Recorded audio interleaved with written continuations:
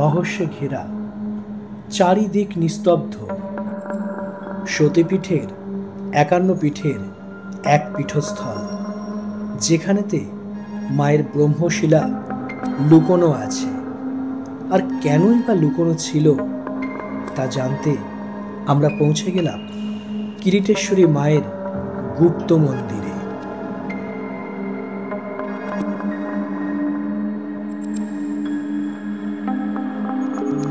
আজ আমরা এসে পড়েছি সেই ঐতিহাসিক এবং রহস্যময় কিরিটি মাতার গুপ্ত মন্দির।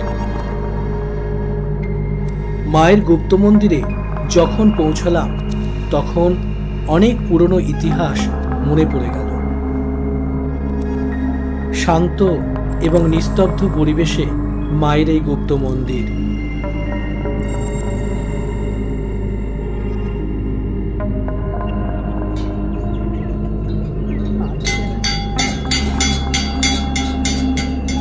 এখন আমরা কিরিটেশ্বরী মাতার গুপ্ত মন্দিরে এসেছি।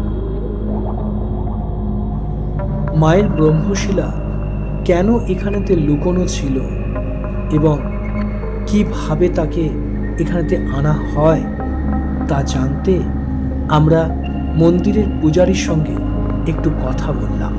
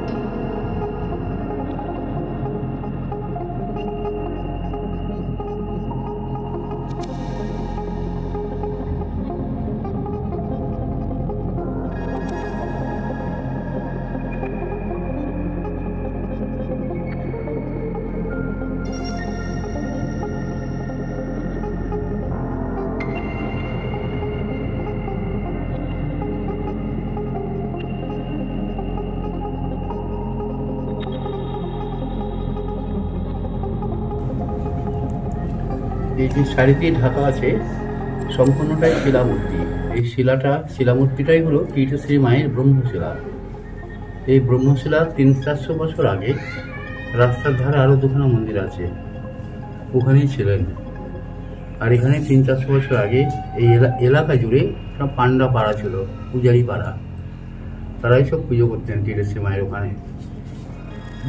৩০০-৪০০ বছর আগে আমাদের বাংলার রাজধানী ছিল ঢাকা। ঢাকা থেকে রাজধানী পরিবর্তন করছে মুর্শিদাবাদে, মুর্শিদকুলি খান। সে সময় মুর্শিদাবাদের হিন্দু রাজাদের মনে একটা আতঙ্ক জাগে। তাই কিরিটেশ্বরী মাকে বা ব্রহ্মশিলাকে মায়ের আদি মন্দির থেকে নিয়ে এসে এই পান্ডাপাড়ার মধ্যে গোপনভাবে সংরক্ষণ করলেন। তখন থেকে বলা হয় কিরিটেশ্বরী মায়ের গুপ্ত মন্দির। তখন থেকে মায়ের নিত্য সেবা পূজা, ভোগ আরতি সব কিছু এখানে ব্যবস্থা। আপনি এখানে পূজা করেন? হ্যাঁ। আপনি এখানে কতদিন আছেন? আমি এখন ৫০ বছর হয়নি, তবে কাছালো ৪৭-৪৮ বছর হবে। আচ্ছা। আর কিরিটেশ্বরী মায়ের আদি জায়গাটা ব্যবহার না করার ফলে পরবর্তীকালে কালের গতিতে ধ্বংস হয়ে যায়। ওটা আবার নতুনভাবে তৈরি হলো ৩০-৩২ বছর হলো। বহরমপুর খাগড়ারা কাঠবাবু সুধীন্দ্রনাথ আড্ড, কারোর নাম লেখা আছে মন্দিরের দেওয়ালে। ভদ্রলোকে মনে জাগলো যে মায়ের আদি মন্দির এই জায়গাটাই ছিল। তাই জায়গাটাকে ভিত্তি করে উনি নতুনভাবে একটা মন্দির সংস্কার বা প্রতিষ্ঠা করলেন। তাই যাই হোক, ওখানেও পুজো হচ্ছে, কিরিটেশ্বরী মায়ের উদ্দেশ্যেই পুজো হচ্ছে। আর সম্মুখে ঢুকেই যে মন্দিরটি আছে, এটা কিরিটেশ্বরী এখানে পিঠের এক পীঠ বলে একটা নেম প্লেট দেওয়া আছে, আর নিচে একটা বেদি আছে, পুজো টুজো হচ্ছে। দেওয়ালের সঙ্গে কিছু চিত্র অঙ্কন করা আছে দেওয়ালের সঙ্গে। ওটাকে বেশিরভাগ মানুষ কিরিটেশ্বরী মন্দির বলে মনে করেন, কিন্তু তা নয়। ওটা হলো নাটোরের রানী ভবানীর পালিত পুত্র রাজা রামকৃষ্ণের পঞ্চমুনির আসন বা সিদ্ধাসন। ওই আসনটি পরবর্তীকালে লালগোলার মহারাজা যোগেন্দ্র নারায়ণ রাও পুনঃ সংস্কার করলেন। ওটা হলো পঞ্চমুনির আসন।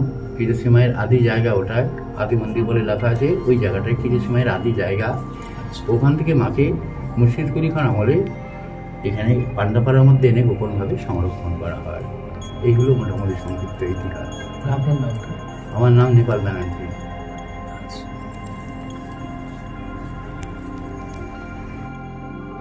এবার বলে রাখি মায়ের মন্দিরে আপনারা কিভাবে আসবেন। আপনি যদি ট্রেনে আসেন তাহলে শিয়ালদহ থেকে লালগোলা প্যাসেঞ্জার কিংবা কলকাতা স্টেশন থেকে হাজারদুয়ারি এক্সপ্রেস করে আপনি চলে আসুন বহরমপুর, এবং সেখান থেকে গাড়ি ভাড়া করে আপনি পৌঁছে যাবেন এই মাতৃমন্দিরে।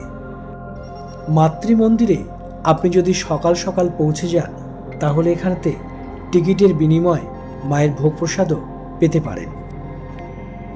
মাতৃমন্দিরটি খুবই নির্জন স্থানে অবস্থিত এবং চারিপাশের গ্রাম্য পরিবেশ আপনাকে মুগ্ধ করে দেবে। ধর্মতলা থেকে অনেক বাসই বহরমপুর আসে। আপনি বাসে করেও বহরমপুর আসুন এবং সেখান থেকে গাড়ি ভাড়া করে মাতৃমন্দিরে পৌঁছে যাবেন। মন্দিরের আশেপাশে কোনো রকম থাকা খাবার হোটেল নেই, তাই বহরমপুরে নেমে বহরমপুরে থাকাটাই হচ্ছে সবচেয়ে সুবিধাজনক। সেখান থেকে আপনি গাড়ি ভাড়া করে মাতৃমন্দির দর্শন করে আবার বহরমপুরে ফিরে যেতে পারবেন। বহরমপুর থেকে আপনি একটি গাড়ি রিজার্ভ করে এখানেতে চলে আসুন, কারণ ফেরার জন্য এখান থেকে কোনো রকম গাড়ি আপনি আর পাবেন না। আমাদের এই ছোট্ট প্রয়াসটি যদি আপনাদের ভালো লেগে থাকে তাহলে চ্যানেলটিকে সাবস্ক্রাইব করে আমাদের সঙ্গে থাকতে ভুলবেন না যেন।